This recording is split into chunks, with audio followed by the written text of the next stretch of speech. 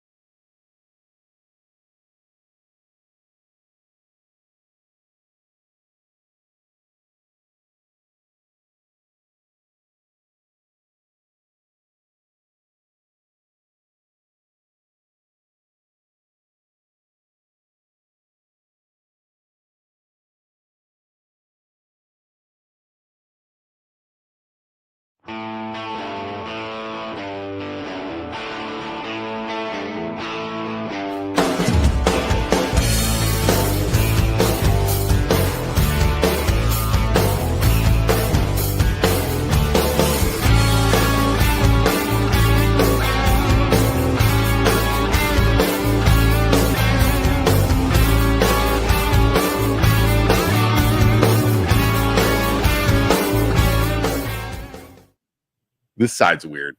Good morning, everybody. It is Luke and Joe from the Youngstown News Channel. Is that what we call it? Talk Channel. Yeah, sorry, it's been a long couple days. For those of you joining us, we are a new podcast. Joe's working on the radio thing. Joe, how's the radio thing going? Fantastic. Okay, we're going to eventually be on the radio, and then we'll get kicked off by the FCC as soon as we get on there. For those of you new, we have. You can message us. You can call in. There's a phone number. And today we have Lauren McNally. Hi. Hi, state rep. Is that what it is? Yes. So do you want Lauren McNally? Do you want Mrs. McNally? Do you want state rep McNally? Like, how does that work? All of it. I mean, the coolest one is Rep Mac. But yeah, right. Yeah, Rep Mac. Oh my gosh, I'm done. Rep Mac. Oh, by the way, Isaac is. If you're missing my brother, I should do this. He is out doing our real jobs. We are realtors and loan officers, so he actually had this house showing today on Friday, so it was good. All right, so you've never been on the MLO Bros. No. Have you been on Youngstown Studio with Joe? No. Never. No. This is first time. This is my first podcast. Wait, you've never been on a podcast? I've never been on a podcast. Oh, she's starting I'm out like low. so the bar nervous. is so low now. She's literally like, this is the lowest you can get. It's nothing but uphill. You've never been on a podcast? I was in radio. Okay. I'm a journalism background. So Really? that's what my degree is in. So I worked for NPR for a long time. So that's the only So what did you do with experience NPR? here. It was just a reporter for Really? a variety of NPR stations. Where'd you go to college at? I went to Miami University in Ohio and then Okay. Ohio State. So I worked for the Ohio State NPR station there. And then Okay. I worked for the one in Orlando. And then I worked for the one in Alaska for a little bit. Were you in Alaska? I was in Wrangell, Where? Alaska. Where the heck is that? So Alaska looks like this. These are islands. And then Okay. this is the mainland. Wait. Okay, let's start here. So Alaska is here. You have like all the little towns down here, right? Like So this, Juneau and all this those, is America. Right? Yeah. This is the mainland of Got it. Alaska. Got These it. are islands down here. Okay. This is where Wrangell is, one of these islands down here. Got it. So Okay. Seattle's like down here. Okay, right. So I was I over got here you. in one of these islands. Is there a lot of NPR stuff going on It was the only NPR station. right in Alaska? In all of Alaska? Yeah, Wow. so it was their one news source Okay. up there. Did you and live there? I did for a summer. I did it for a summer Okay, while wow. I was How old were in you? college. In college. So Yeah. I actually, after college, worked on a cruise ship. Oh, cool. So we were in like Juneau, Sitka, Stewart, Skagway, Yeah. like, all the, so So you know all of it up I there. know Alaska. I was there. And the thing about Alaska, this is the best way I can describe it. People be like, how was it fun? Did you like it? Like working? I was like, so we were there all summer. Mhm. And then in the winter, we're in the Caribbean, right? So Oh, right. Okay, Well, the best of both worlds. So you get to Alaska. Like I remember first time I went there and we did a cruise and I'm like, man, this place is awesome. Look, there's a polar bear. Look, or no, there's a grizzly bear. Look, there's a bald eagle, right? This is awesome. Then about a month later, you're like, there's a bear. There's another bald eagle. I've seen it all. Exactly. By the end of the summer, I'm like, that's stupid freaking grizzly. Like it's just Yeah. it slowly just compresses Yeah. down. So Well, so the biggest day on the island was Wednesdays when the barge would come in with all of the mail, all of the food, Yeah. and everybody How many would people lived run there? down. So 2,000 people lived on the island. You know, and you would have to take a boat to the next island or like the Right. hopper plane. crazy. What a cool and experience though for high school, though, right? It- Or a it- college. Kid, yeah, college. yeah. I mean, it was fun for the summer. Right. I think you would definitely people did obviously get stir crazy Oh, 100%, there, right. and we Wow. drank a lot That- because there was not much else to do. yeah, I mean, there's no way. So you went to college and you went to Ursuline, right? I did go to Ursuline. So you went to Yeah, Ursuline. Where'd you grow up at? from Gerard. So you're from Gerard. Mhm. Went to Ursuline, Mhm. went to college, and then you go to NPR. Yes. And then how did you transition into politics? So when I went to college, I went for political science and journalism. So I got Sweet. double major Good there. mix. So just natural, that's what I wanted to do. So I spent time covering politics on the journalism side of things Okay. and always was involved on the political side. Right. Just, naturally did some volunteering on that side. When I came back here to Youngstown in 2010 Okay. after college Yeah. and working around town, working around the country, I was just volunteering. I served on a bunch of boards. Okay. I served on the Red Cross board, the Young Professionals board, stuff like that. You said you were NPRing while you were here too, or no? I did not work for the NPR Okay, so station you here. stayed No, back. Okay. I wrote for the Vindicator for a summer Okay. when I was in college. That was the only news locally I've done. Cool. And I was working on a lot of boards, like volunteering on all the Awesome. boards. And that was kind of the community aspect I was doing. And I got to a point where I was just like fundraising for them, Yeah. but not getting to make the decisions of what the money was doing. Right. And I was like, I think I want to make the decisions about Okay. what the money is going towards. Right. And the seat was open on Youngstown City Council. What ward? Or what ward? It was the 5th ward on the west side. The West Side. Got it. Mhm. Okay. And so I just decided to take a shot and run. I was working full time in marketing for Okay. a marketing firm at the time, and I just went for it. You went for it. Got it. Did you One- beat somebody? Did anybody? I did. It was a 5-person race. Wow. I beat 4 other guys, Yeah. and Wow. I just worked my butt off. I just knocked on doors and knew what I wanted to do. Okay. In the neighborhood, in the ward, I knew what the community I thought could make the community better. Okay. And I don't know. I'm not gonna lie. I had a good name Yeah. for politics. Right. 'Cause- So are you related to the McNally? yeah. Right? So John McNally is my husband's cousin, And then John McNally's. he was the mayor and the county commissioner. Got it. Then Jerry McNally, who was a longtime council person, is my father-in-law. And then Jimmy McNally, who was a judge, he passed away. He's my husband's uncle. So there's been a McNally on the ballot since the 70s. Right. So that helps. I mean, you have to admit that helps. 100% that helps. Name helps. Mhm. Name helps. Yeah. Sure. Yeah. That first time I ran, though, I ran against Santisi. That's huge a big family. name. Yeah. Yep. I ran against Rapovi, who was a council person in the West Side already. So, it wasn't like I was running against nobodies. Right. These were people who also had good quality family names. Yeah. But for sure, my father-in-law was a huge help. Yeah, right. Right. So he was the mayor. So my that's your brother. Yeah, Brain's husband's uncle. Yeah. Okay, right. I'll draw you a diagram. Yeah, right. It'd be like a flow chart. Okay. Yeah. So he was the mayor. He was the mayor, Your father-in-law was what? He was a council person for a long time. Okay, so that helps. It was in the 5th ward? He was in the 5th ward. He was also in the 3rd ward. He actually was the youngest council person ever elected. I think he was elected when he was like in his early 20s. That's first. Amazing. Wow. Yeah. So he that's something he's always wanted to do. He worked in the steel mills too, just kind of, he's the Youngstown. That's awesome. Through and through. Lex just said 5th ward forever. I love it. My husband always says West Side, Best Side, of course. All right. So you do that. Now, how long were you a council person for? I did 2 terms. So 8, we get 8 years. That last year, I did have to leave that last year and take this. What year did you get elected?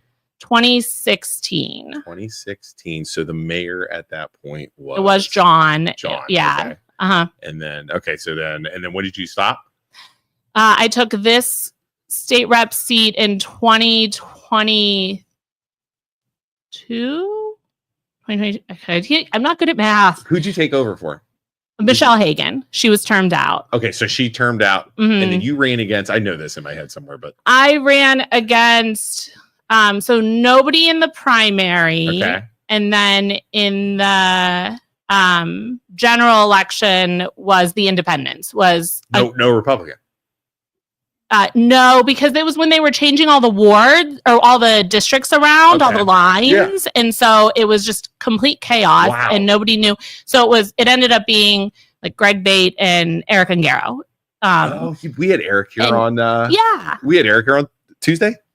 Yeah. Tuesday. Well, we should have brought him in together. So no, Eric's actually a really nice guy. I love Eric, and he's been a great. They're a great family, great Democrats. Him and I, again, had it not been so chaotic at the time, me and him probably could have sat down and talked through it and not had to run against each other. Yeah, that was it was just a huge us about mess. Like all these independents and all this. Yeah. So well, all right. So now you are in your first term. Second term, actually. When do you term out? 2? We have to run every 2 years.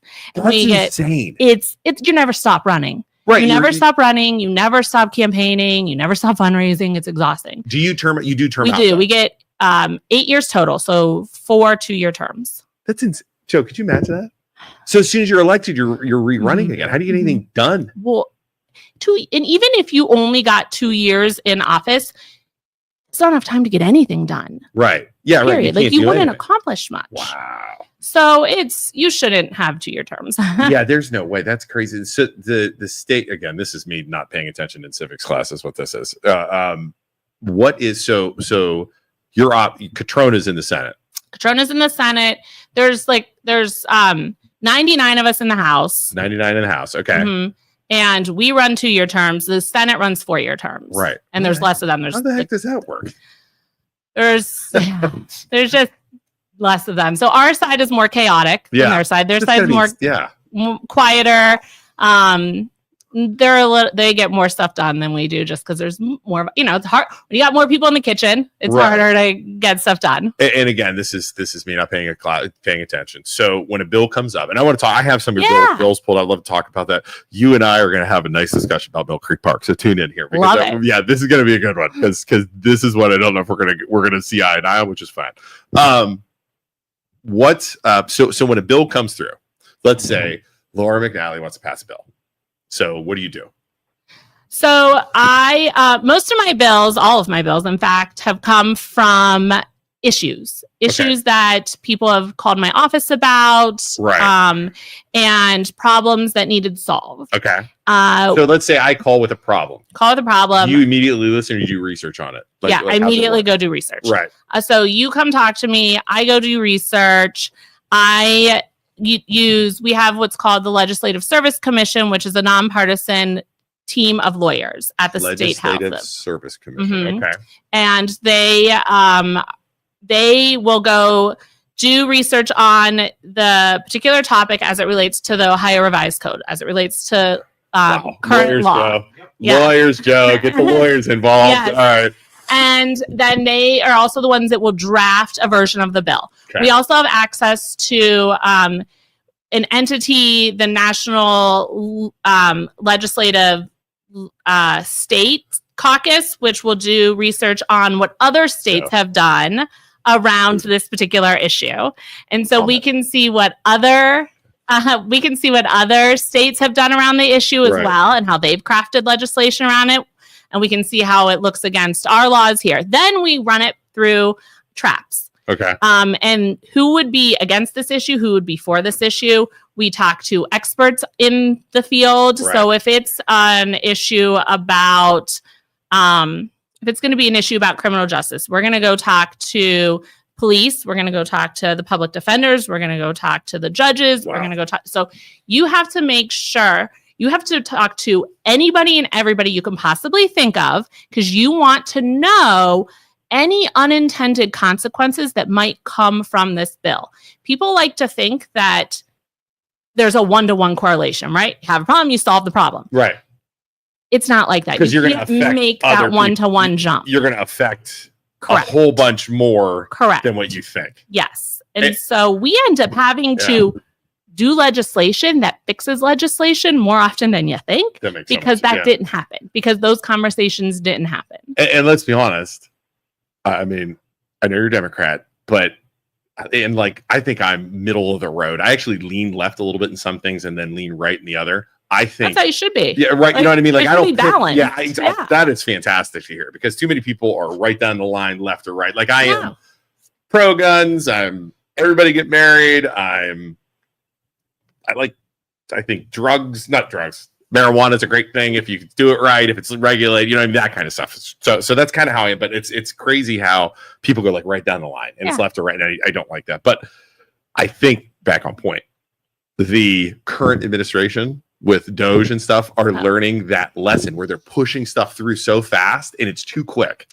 And they're backtracking and it's chaos. And that's good to hear that you guys are thinking about the effects of a law or a issue, and then how will this not just affect the people who are complaining about it, but the other people also. That's good. That's why we're supposed to have at least three hearings on a bill. And that's why a bill is in draft form and literally until it's signed by the governor. Right. So it can be changed up until that point. So as it goes through the House process, as it goes through the Senate process, as it comes back to the House to be concurred with, and then goes to the governor. So it keeps jumping around. It is a very long process to get a bill. And you only have 2 years. And it should be, right?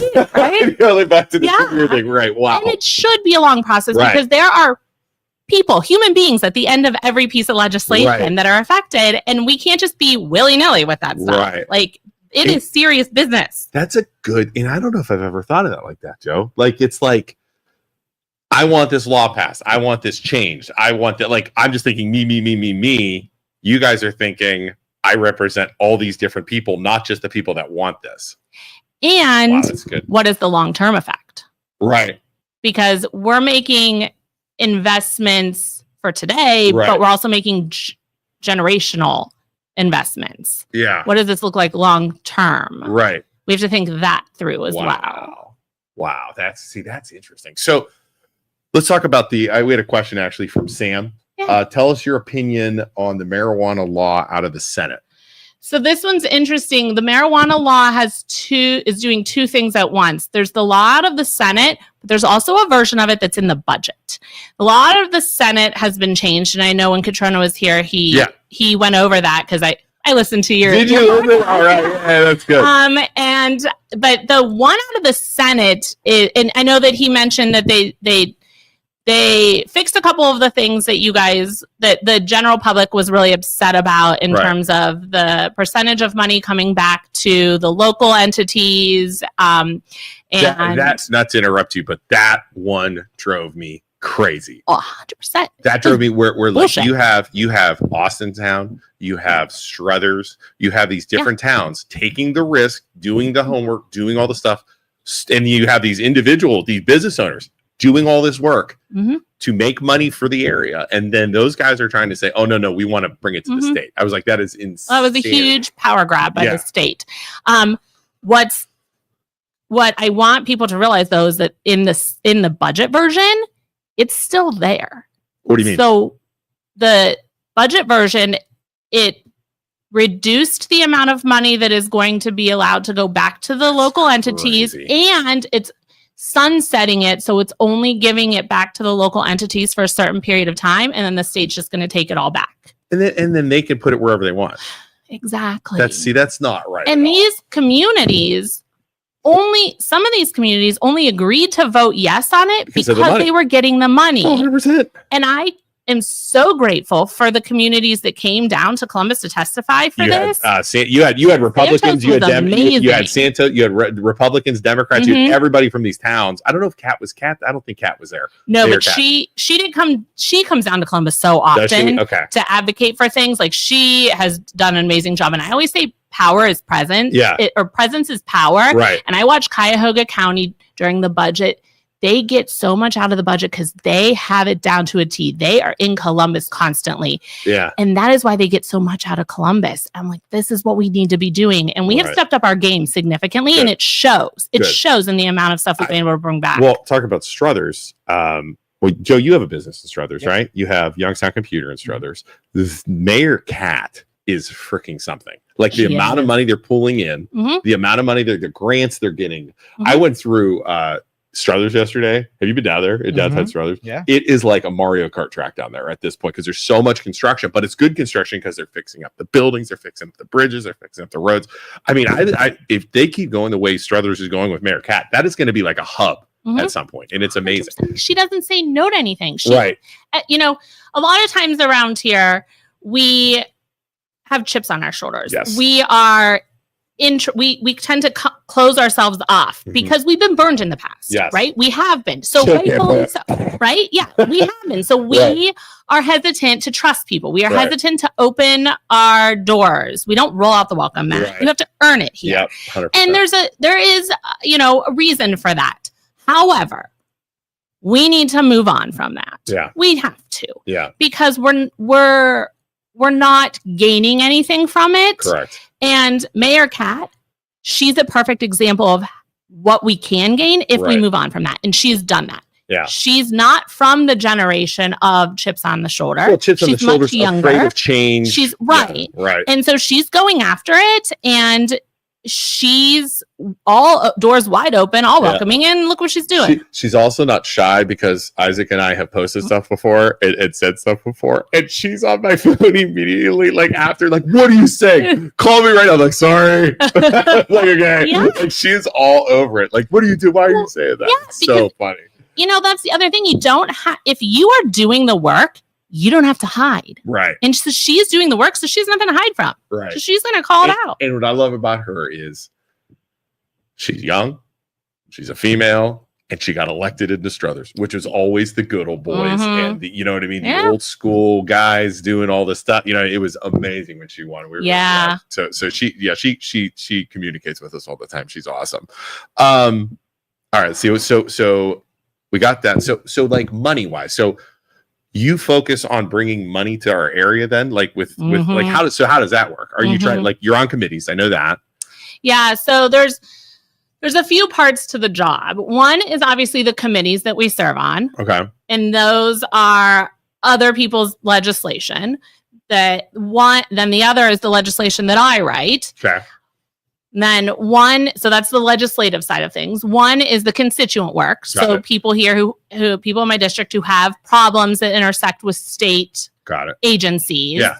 And then the other piece is state resources, the programs that we fund at the state that we want to get back here. So the grants, the like H2 Ohio programs and the Arts Council programs. What's the H2 Ohio is like all the stuff that Lowville did with the dam removals and the stuff down. Yeah. So, or the lead line programs, that's through H2 Ohio. We remove all the lead lines. And so any of those types of funding, which actually, and so what I do in Columbus to get that money back is I connect the entities here with those programs.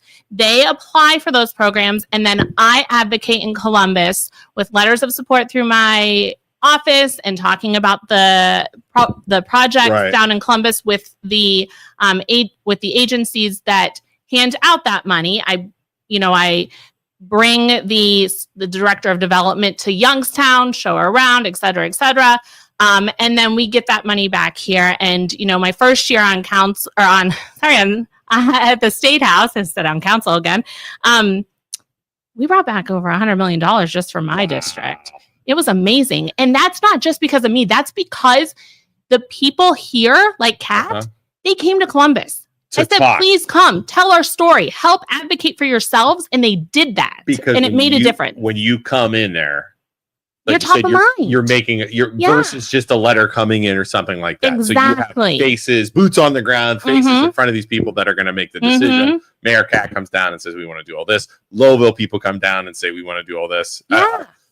What's your biggest fundraiser for our area, do you think? Like, what's the biggest, or biggest thing what are you proudest of? The biggest thing we got was the Innovation Hub. Okay. I've heard of it. Help me out here. Yeah. So the governor in the last budget announced that he was going to give 4 innovation hubs fully funded to 4 smaller cities. The 3 C's, Cleveland, Columbus, and Cincinnati, all have innovation hubs. Okay. And these are job producing entities, very large scale, multi-million dollar entities that live in these, that create jobs. So he announced he was going to fully fund 4 of the smaller places. Okay. Immediately when he said that in his State of the State 2 years ago, I knew I wanted one here. I didn't even leave the the house of the floor. Yeah.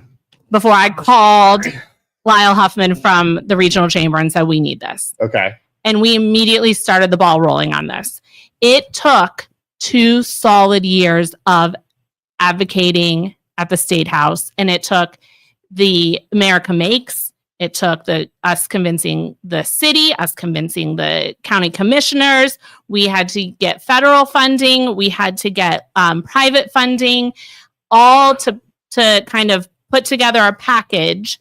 And we won it. And it's going to bring nearly 500 jobs, millions of dollars of investment. We're going to renovate the Vindicator building downtown. So it's going to be the Vindicator building. It's going to be the Vindicator building. So what is that? And it's going to be with America Makes, and it's going to expand what they do. Okay. And it's going to work with YSU is going to be able to bring their stuff down there, some of their stuff down there. Wow. So it's going to be a place for career tech and actual jobs and it's going to be jobs, right? It's not. And so we love to talk about jobs, but we never talk about quality paying jobs. Right. There's a difference. Yeah. There's a huge difference. I could build a McDonald's right now and hire 30 people, right? Need quality paying jobs in this region. And that's the difference. So you think that'll do it? This is quality paying jobs. This is generational quality. And we know it works because we already have it in the state. We already have it in other places. Right. So it's tested and true. And it's backed by the state, not by some private chill can plant entity. You know what I mean? Right. So we don't need to worry about this. This is like a sure thing. So do you think, so when we're talking about Youngstown, we're talking about jobs. I mean, that is, like, to me, that is what we need. Is that, I mean, bottom line, correct? Well, jobs pay for everything, right? Right. You need more income, taxes, pay, everything, right? So that's the bottom line. So, I mean, so the innovative hub then, What? So, I mean, I know it's bringing in jobs, but like, give it to me in a 5th grade. If you're explaining to my 4th grader, what exactly is it going to do? Explain it to me like a 4th grader, because that's kind of what you're dealing with over here. You understand? Yeah, that's really so that's hard to do because America does things that are like I insane. don't. Yeah, yeah. Okay. So what's America Makes? America Makes is Not just they manufacture like defense things for the international defense, national defense. Like they're an amazing 3D printing. So it's like, super techie stuff. Yeah, I mean the fact that they are multi-billion-dollars worth of something we have in Youngstown that nobody talks about, and it's insane to me. That is, I have it, which is crazy. But what it also does is gives us another talking point to attract more businesses. Because you see that in there, right? We just need to market ourselves differently. Do you know that we're part of a food manufacturing corridor? Do you know how many major food manufacturers we have in Youngstown? Can I try some? Yeah. Gia Russo, the sausage place, right? The noodle place.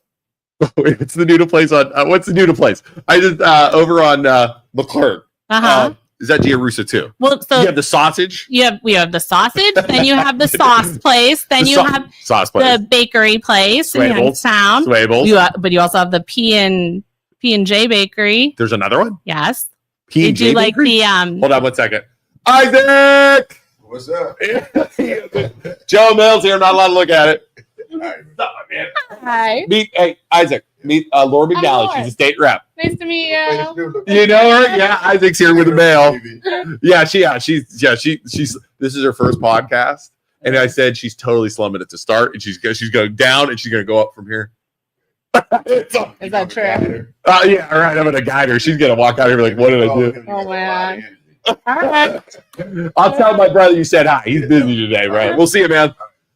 Sorry that we do that every time he walks in. I love it. All right. So Gia Russo, Swables, P&J. Yeah. I don't know what that is. Yeah, they make, you see those screaming Sicilian pizzas and pepperoni rolls? Yeah. That's them. They may do that. I had no idea. Yeah. They're in Youngstown. Did you guys all know that at home? Gia Russo sausage is sausage. Gia Russo. Jill, come on. It all goes in my mouth. I eat it all. So Gia Russo's is the sauce. D Russo's is the sausage. And, okay, what else we got? Swables, bread, anything else? So I guess that's it, right? What I can think of off the top of my head. We have Phantom Fireworks. We have. I mean, there is business down here. But the point is, the food manufacturing corridor we are part of it goes from Canton to Pittsburgh. Really? Yes, that's an actual. Did you guys know this at home? Thing. I had no idea. Okay. We can go out into the world and talk about that. No idea. And bring back more food manufacturers to build here and be like, manufacture your stuff here. Because look at what we have. We have the infrastructure. We have, it's already like, so, you know what I mean? So we need to think like that more. I never even thought. You're a marketing person too, though. I am. See, that's a good thing. I love to look for like hooks for things. And that's a good, and here's the thing. We've been doing this podcast for 5 years.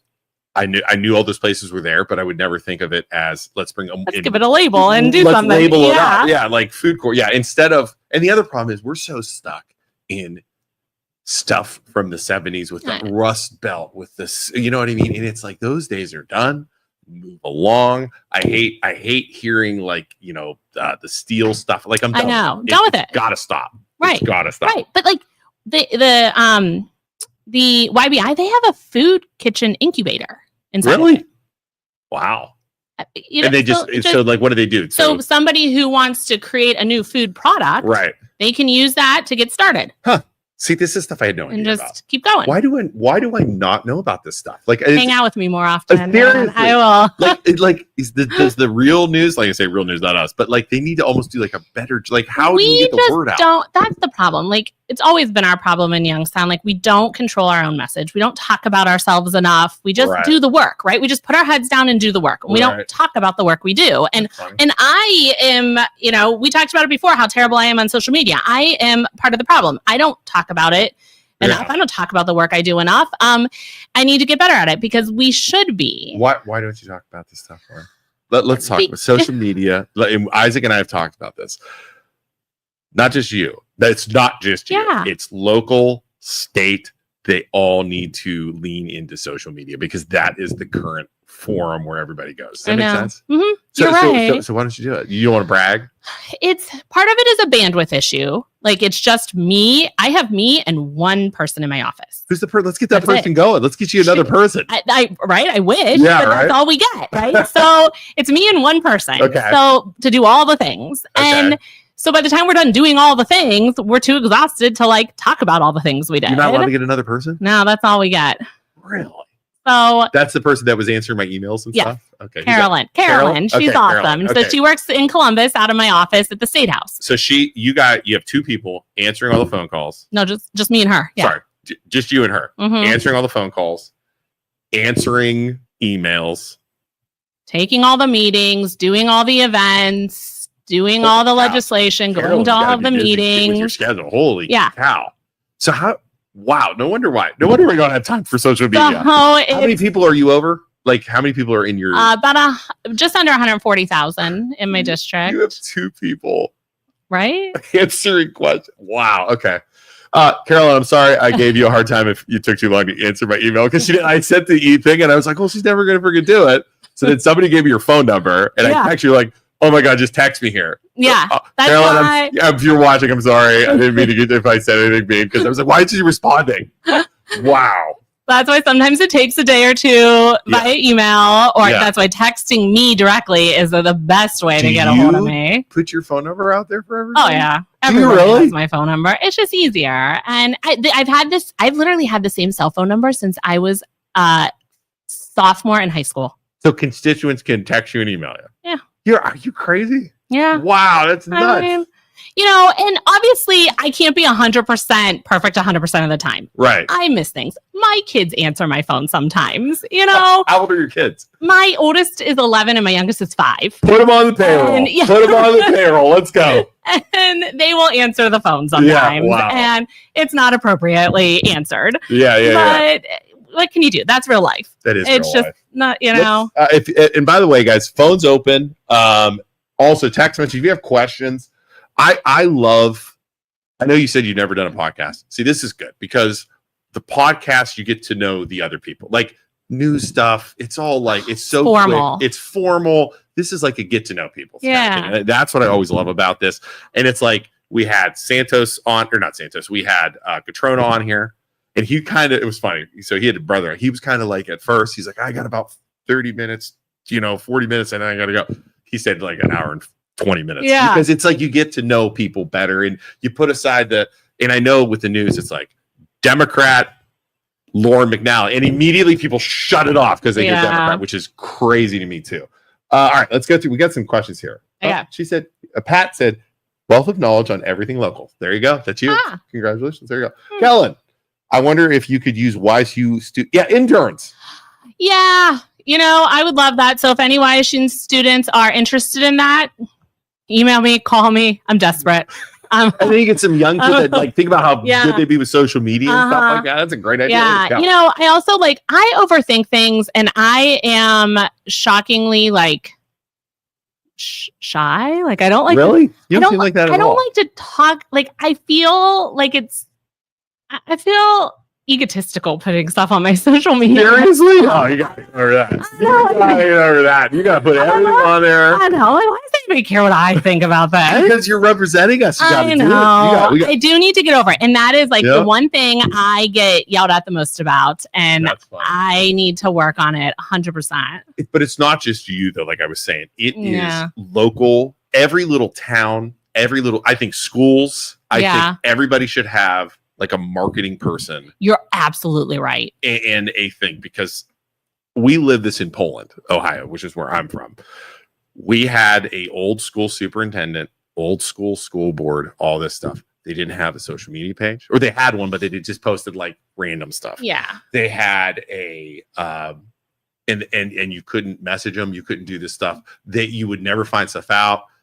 We got a new superintendent named Craig Hockenberry. He comes in, hires a I love him. You know him? Yes. Oh, he's the best. He's their dude, right? He is the best. But he came in, hired a 20-something Nico is his name, to run social media, do videos, take pictures, gets out ahead of stuff. If there's an issue, you know what I mean? If there was an issue, Craig's calling us because we won the Facebook group. Hey man, just be aware of this. You know, and it works so good. Every town should have that. Another thing, while I got you, that I would love, that my complaint would be, or this is our ask to anybody that comes on here, make it mandatory for towns, villages, and school boards to stream their meetings to social media. People like me, I have 3 kids, 14, 10, 7. I can't go to the meetings at 5:30. I can't get there. It's impossible. I would love, but during COVID, it was great because they streamed them. You can watch them again. That the money's there. They can do it. You just have a phone. Make them do. That is always our ask of anybody on here, because it's so good to know. So sorry, I'm talking too much. Here. You can always watch us on the ohiochannel.org. Is that good stuff? It. Yeah.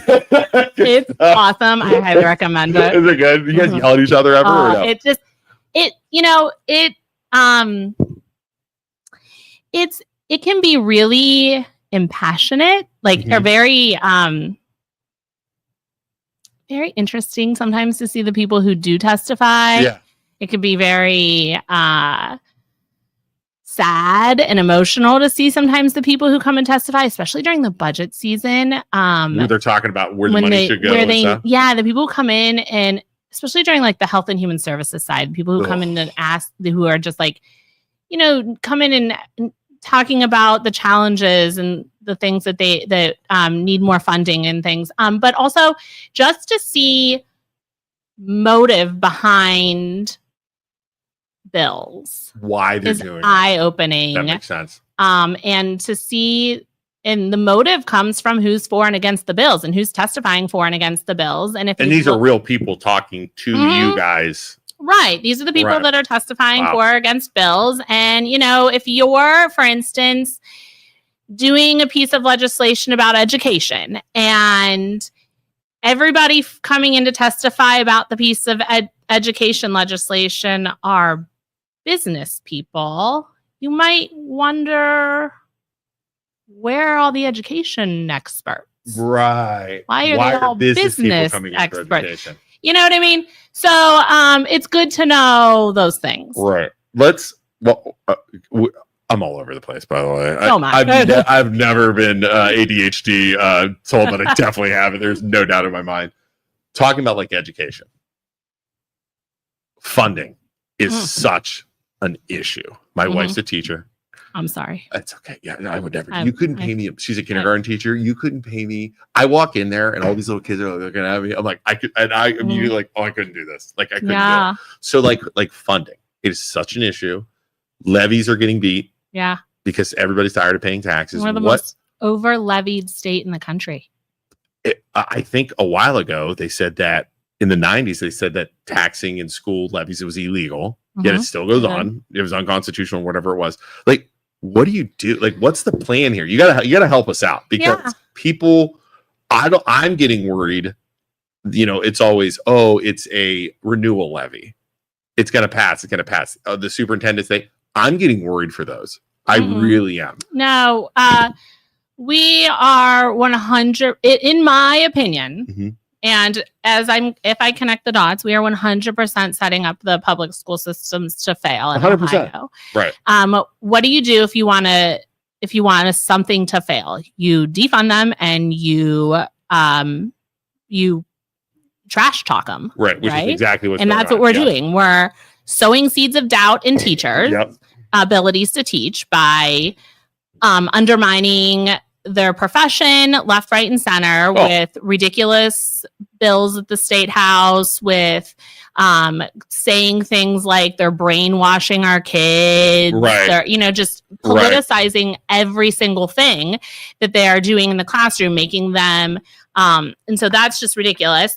And then 2, the way that we, so if you go all the way back to the court case you're talking about, it was like 90s or something. It was 1997 where the court said we were relying too heavily on property taxes to fund our public schools, and that was unconstitutional. And the state needed to chip in more money to fund our public schools because it was not fair and equitable the way we were funding our schools. So we came up with the Fair School Funding Formula at that time.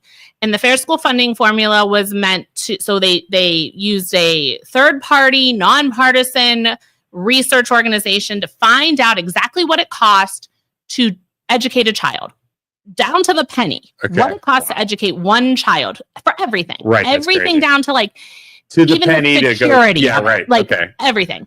So that we came up with that formula. We decided we were going to phase it in over 3 phases over 6 years. Got it. Okay. This is in the 90s now, right?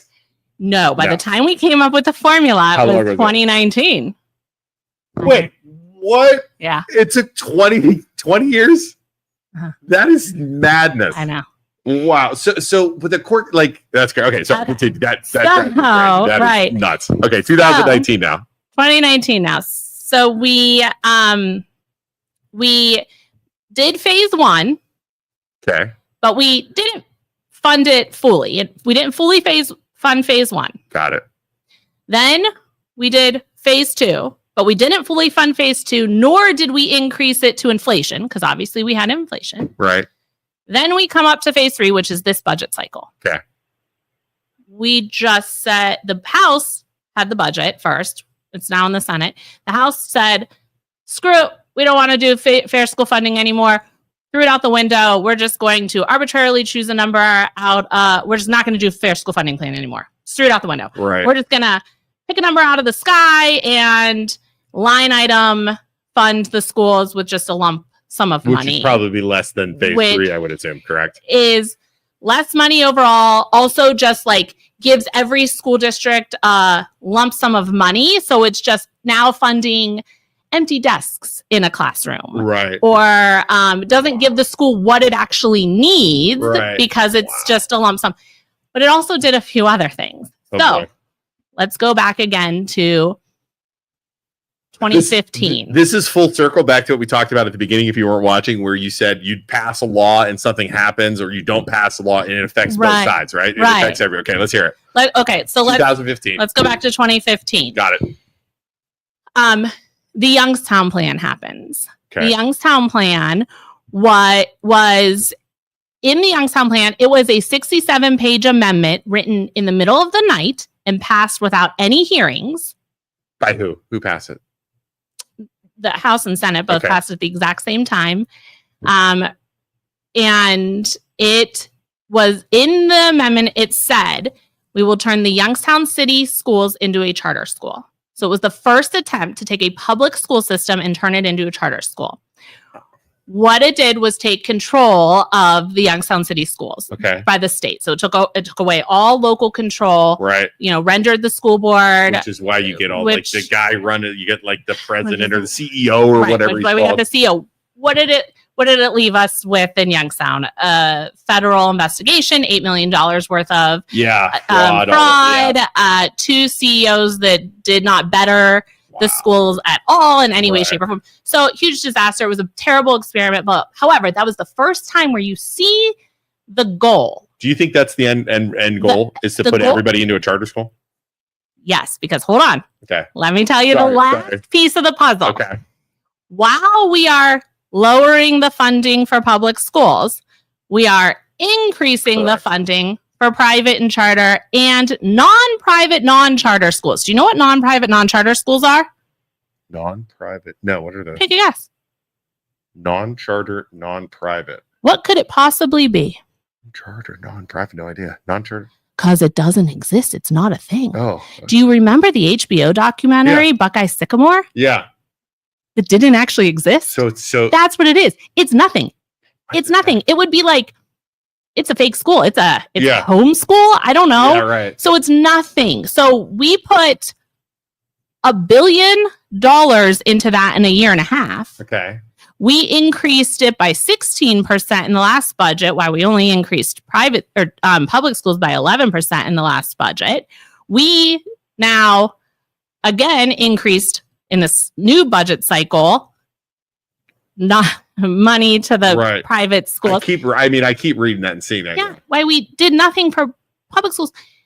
Even if, though, you believed in the concept, they're calling it school choice, right? Like parents' choice.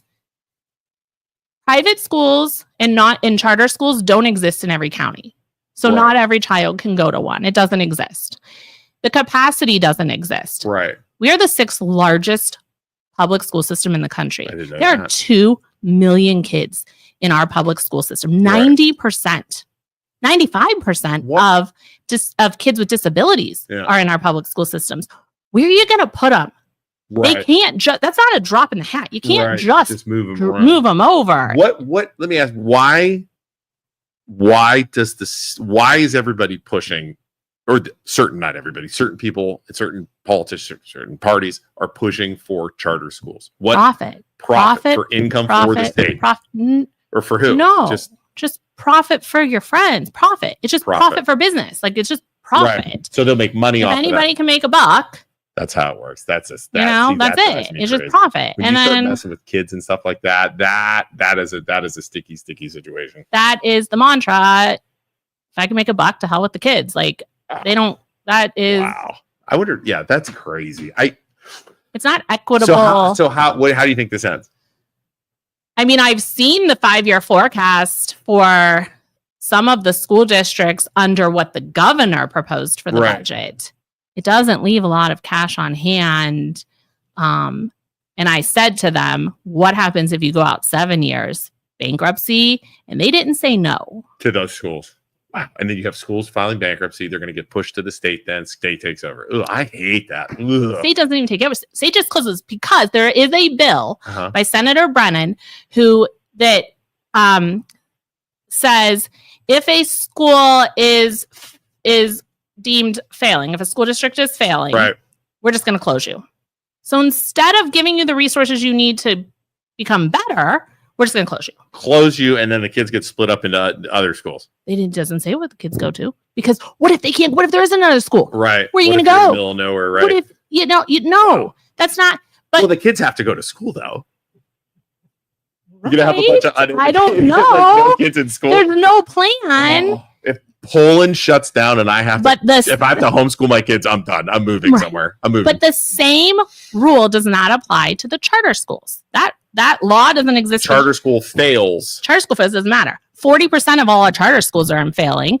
Only less than 2% of our public schools are in threat of failing. Wow, that is insane. Okay, that's scary. I'm scared. Let's go over some things. That just terrified me now. I haven't liked it.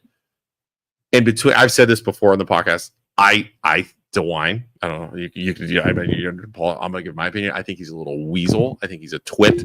I think he is driving. Yeah, I really feel. Yeah, I know. What is he gonna do?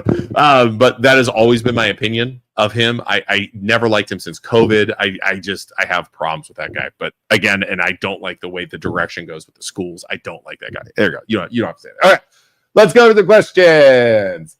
With the current subpar grades produced by, here we go. I didn't even know they said that. Are the plans to improve that so future scholars will be level to work the jobs in the Innovation Hub? Are Youngstown City School Districts not preparing the scholarship for those jobs currently? I'm so confused about that. Yeah, that's a big long. That was all over there, Tracy.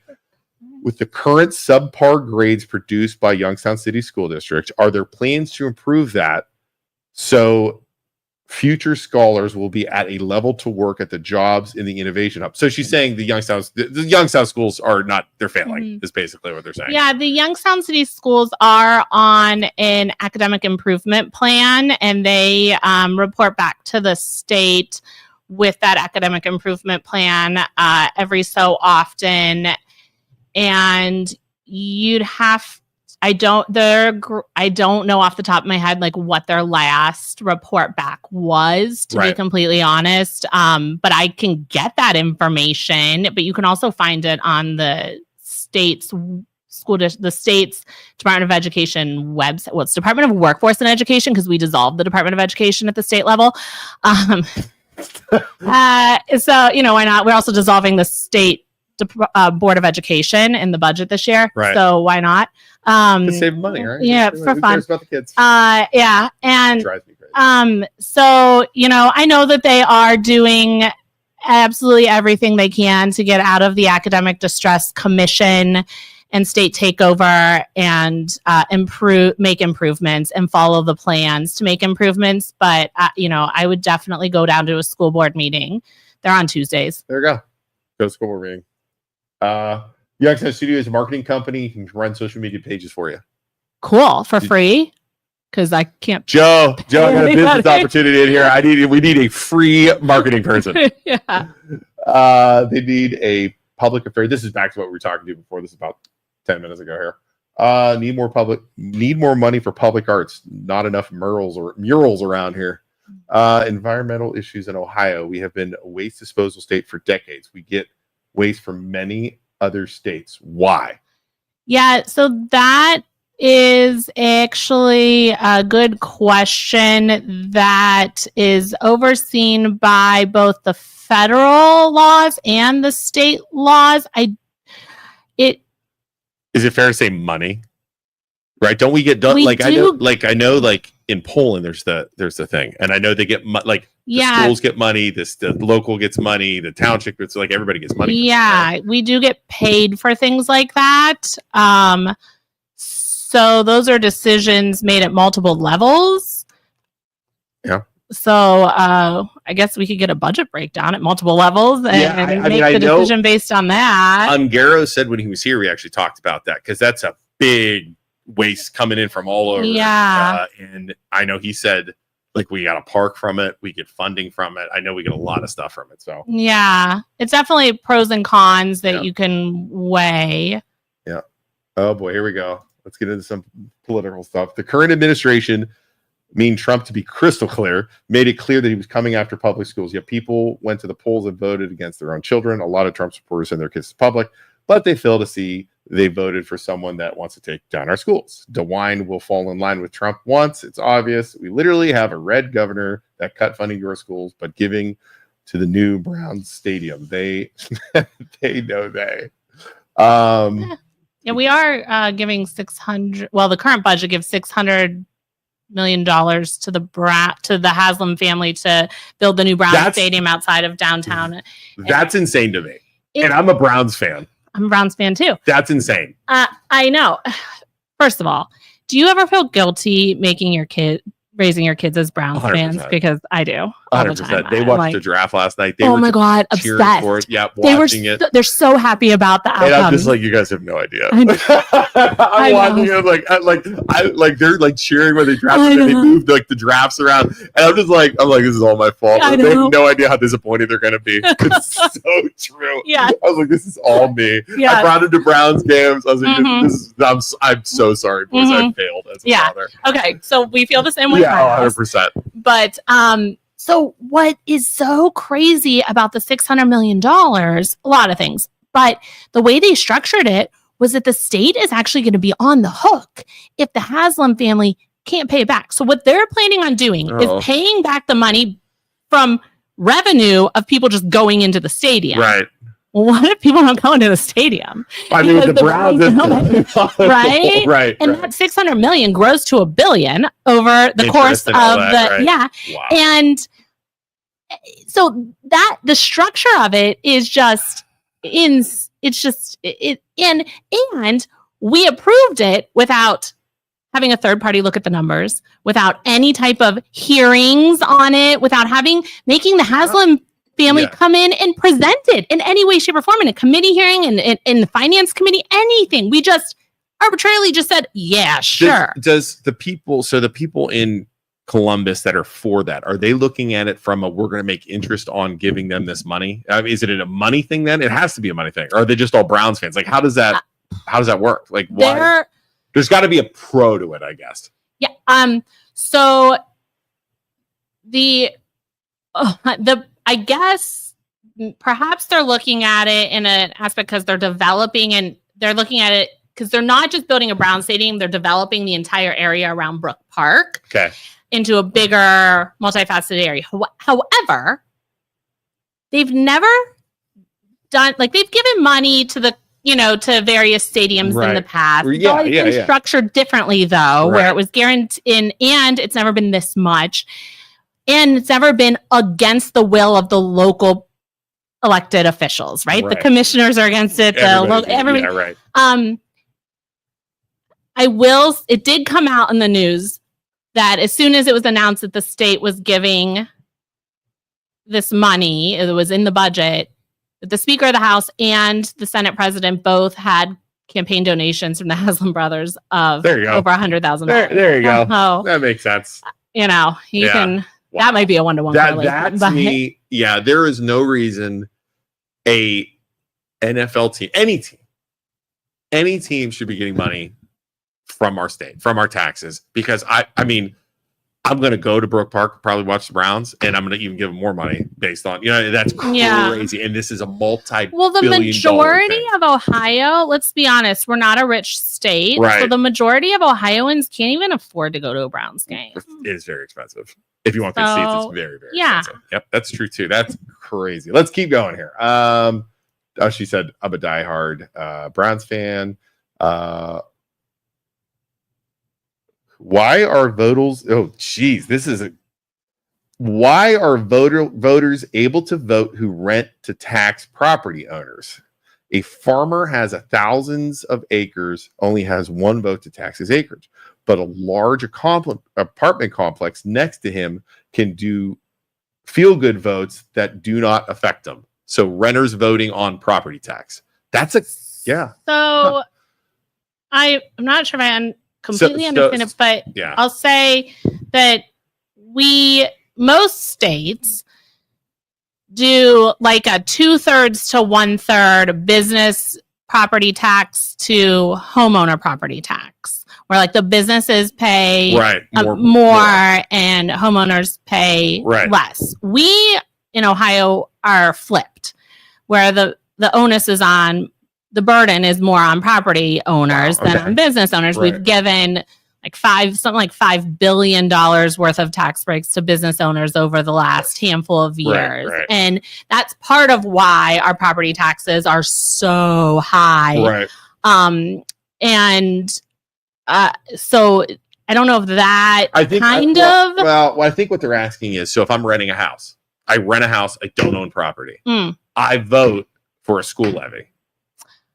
Oh, because you live in that. Oh, gotcha. Because I live in that area, but I won't get taxed for it.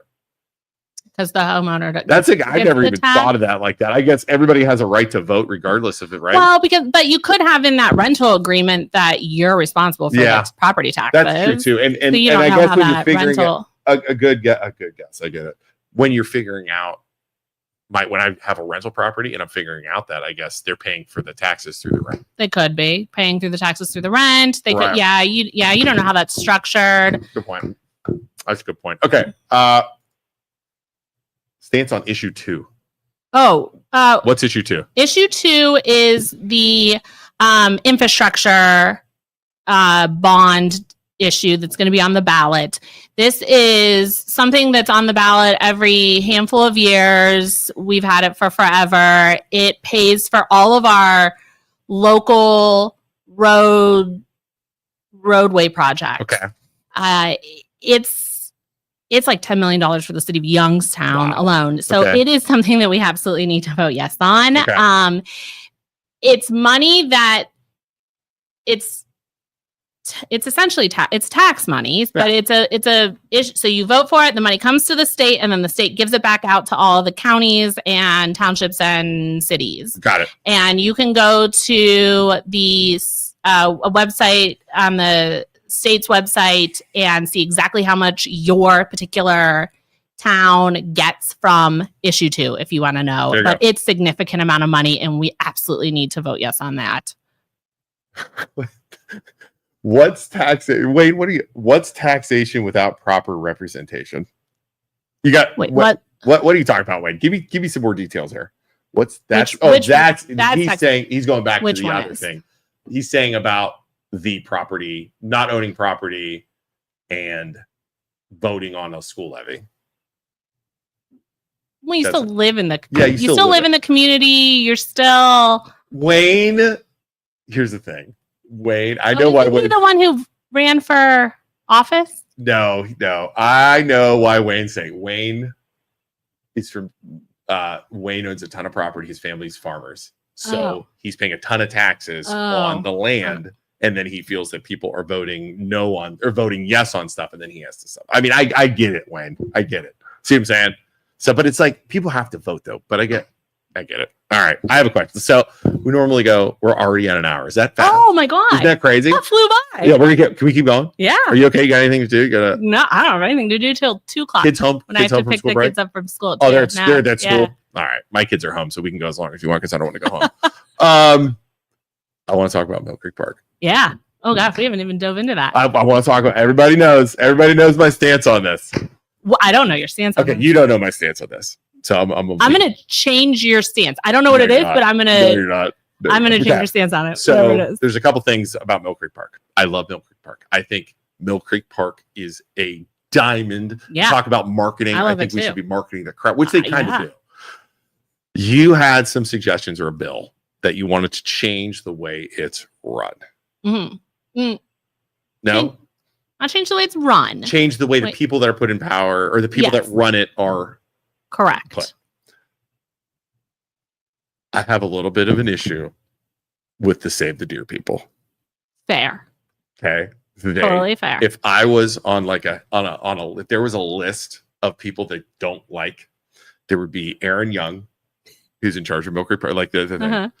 There would be Judge Russo. And then I'd like to think I'd fall in like 3 or 4 because I've been totally against them and the way they have handled what they wanted to do. Yeah. As in, they were almost at points a terrorist organization. They were blowing things up, but they were going after employees. They were going after Aaron Young. They were like in these meetings, stuff like that. I have a problem with that. I am a hunter. I think deer, you need to have deer controlled deer populations, or else they're going to run wild and you're going to. So you wanted to explain to me what you wanted to do. I'll let you explain it, and then we'll go from there. So, when I first took office during my first term, I was getting calls from people with issues with Mill Creek Park. It wasn't just the deer people, right? Come on. I know, crazy. It wasn't just the deer people. Was it the people about the? It was the eminent domain. Eminent domain, right? It was stuff like taking care of trees. It was stuff like construction. Right. It was stuff like so it was the fees they were putting on now for having events there. See, here's my thing. Can I not to interrupt you? I'll bet those were still the Save the Deer people. It might have been, but they were all doing different things. Exactly. So anyway, my point is, I was getting numerous phone calls about numerous issues, and about an entity that I have no intersection with. Right? Like, I can't control what happens at the park. It's its own entity. It's like its own town almost. Right. Correct? It 100% is. Yeah. It's like private property. Right. So, but when that happens, I have to look into it. Fair. So I went and looked into the law as to how does the park work? I have no idea. How does the park work? Why does it work this way? Right. That is step 1. Let me just do some research on how the park works. Can we explain how it works? So we can explain how it works. Yeah. So the park is oh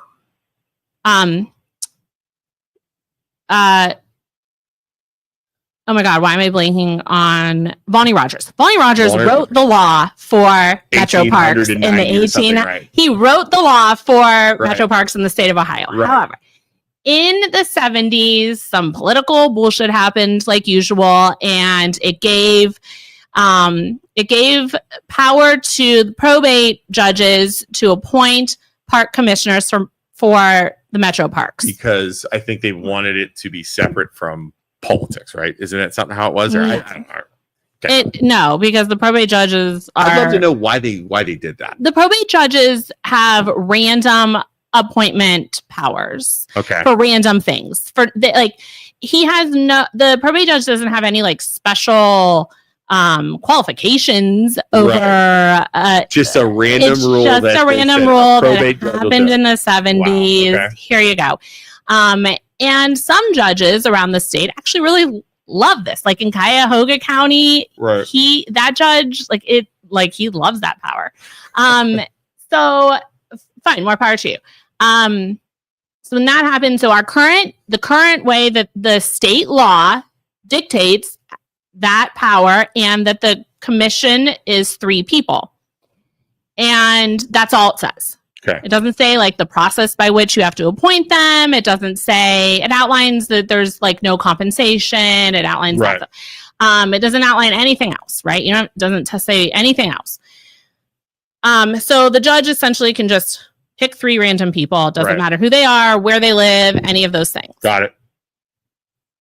So when all of these issues, when I was getting all of these phone calls, and the biggest complaint was, well, they're not responding to us. They're not responding to us. And during my time on council, when I have the 5th ward, which is in the park. I live in the park. Yeah, right. West side, right. I had issues getting a hold of the park to do things when I would need things done. So you would like call the park I would office? call them because I would get complaints that like trees were overhanging the road and they were park trees, so we couldn't cut them back. They needed to cut them back, and they wouldn't. They're like, they owned the bridge that needed fixed or the light that needed replaced, and we didn't. So and they wouldn't respond to me. Blah. So as an elected official, they're not responding to you. Correct. Okay. So I already had that. Got it. I had my own personal experience that wasn't great. Right. So I'm like, okay, there's no real accountability here. How can I create more accountability? Okay. I can add elected officials to the board. Not going to touch the people who are already there, and I'm not going to touch the probate judge. So it's still going to happen the way it is. So my bill said, let the probate judge keep his power, let him keep his 3 people that he wants. Let me just add a couple elected officials from the largest city that touches the park, the largest township that touches the park, Youngstown. Which would be Youngstown, Boardman, and a commission, the county that the park is in. Okay, let me just add that. People. Okay. Period. End of story. So then there's some recourse because an elected official has to have. So then, like, if they're not responding to you, you can just vote them out, right? So here's my question, though. So if you do that, though, then you're going to have those. I get your point where if they're not responding, but I hate the fact where you get politics involved, because then I could say, I want this, try and strong armor, and that person's not going to get reelected because of an issue, right? So then they're pushing agendas and everything into the park.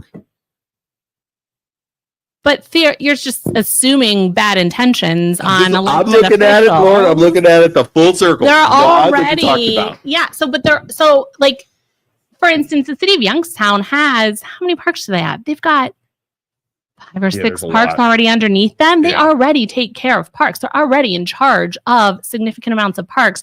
They already have good intentions around parks. Okay. Why would they want to decimate Mill Creek Park? That's an asset. So it's more of, for you, it's just getting the park to, because they have, and I talk, a guy who agrees with you is County Commissioner Gino DeFabi. We have gone, I'm friends with him. We have gone back and forth on this for 5 years about this, because he said the same thing. He goes, I try and reach out to them. This is a county, and they don't respond. So I see that side of it, I guess. So you'd have 3 elected officials, 3 things. So then almost. So the bill has changed. Okay.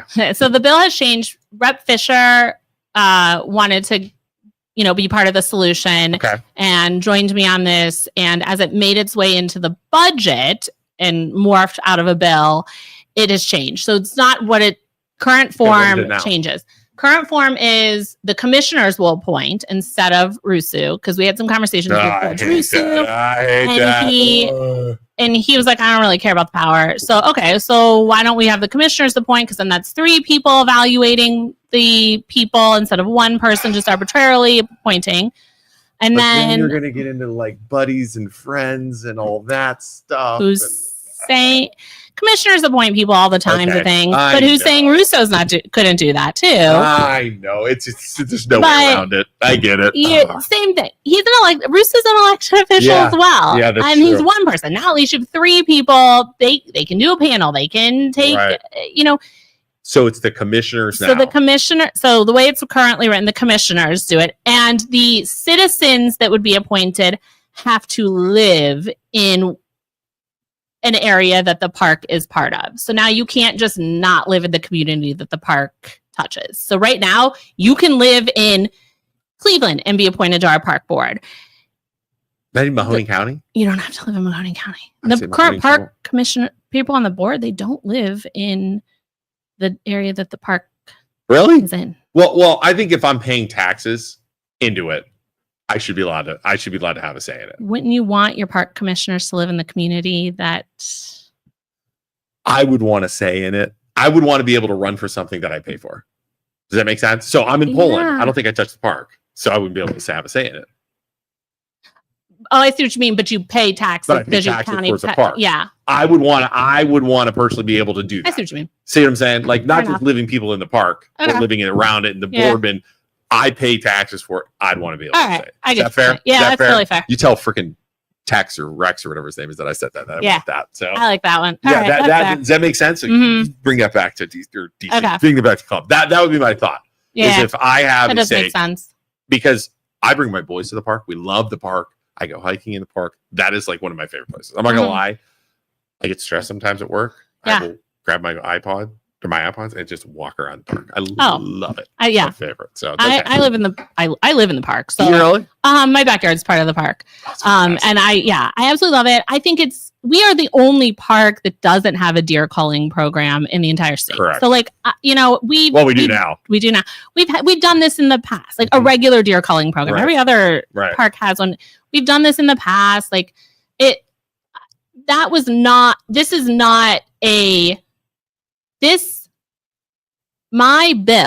My original bill was simply to add more accountability to the park commission. Fair. Because in the current form, there was none, and it was showing because nobody, including myself, including Commissioner DeFabio, wasn't able to get a response. That's a problem, and that is 100% a problem. We talk about communication. You're giving yourself. They should be able to talk to people. And I agree with that too. So, like you said, there's got to be a solution, I guess. Okay, I buy that. I buy that. And like I said, every bill is. We said at the beginning, every bill is a draft until it's signed by the governor. Right. And so you throw it out there and you get feedback, and that's that's where we're at right now. Give us the feedback. If you got a better way to write it, if you got my feedback is anybody. There you go. Bring it back. I think that's fair. Okay. All right. There. Look at that. I'm giving feedback. Mm-hmm. The deer calling program. Yes. So you understand? What do you think of it? That's a grenade. What do you think of it? Listen, as a state representative, we have I did so much research on this, and I wrote a whole memo on this for people. But there is ODNR. They have power. Is that fair? Oh no. So ODNR. Again, remember when we said that the park is like private property? Right. You can do whatever you want with your private property. Yep. You decide what your goal is for your private property. Okay. ODNR says, yes, your plans will meet your goal. Okay. That's all they're allowed to say. Right. That's all that they did say. That's all. So they will say, yes, your plan will meet your goal, or no, your plan will not meet your goal. All right. That's all they approved. Okay. End of story. That's it. ODNR though controls the herd of deer, like the deer, right? They're animals. Like ODNR could come on my property if there's a deer, or if somebody's like ODNR has a lot of power. Oh, only if you call them and ask them to. Can't the guys come on if I swear the officers, if I'm hunting on my uncle's 50 acres of land, they can come on the property. Nope. Are you sure? Mm-hmm. You probably know better than me. Do you ever hear that? And I only say this because we literally just had testimony about wild turkeys in Natural Resources Committee and the budget, and say nope, you can. Wild turkeys. Yeah, wild turkeys. We have a lot of wild turkeys. ODNR approves the plan. The park goes through with it. But there has to be deer management. Have you ever been? There's so many deer in that park. I don't care what the deer people say. They're doing it from a emotional standpoint because they love the deer, and I appreciate that. I'm not a murderer. I love deer too. I just think you have to control the deer. There's no natural hunt the predators. You know what I'm saying? That's the thing. Yeah, I don't if I'm going to complain about something in the park. To be completely honest, because I exercise in the park literally every day with my little mom group in our neighborhood, we have our little mom group, and it's honestly the fallen trees that they don't take care of anymore. Really, a tree fell, they used to cut it up, haul it out immediately. Now they don't, and it looks trashy and a mess. You know the reason they say they don't do that though, right? I don't know that's why. A natural thing. Poland Township does that because all the trees fall and they say it revitalizes the dirt or the earth and stuff like that. These are massive trees though. I'm telling you, that's why they do it. All right. We gotta get an herbivist on here. Herbivist? That's not a word, Joe. I think it is. All right. Okay, so before we go, it's been going a while here. Plans for the future. What do you got?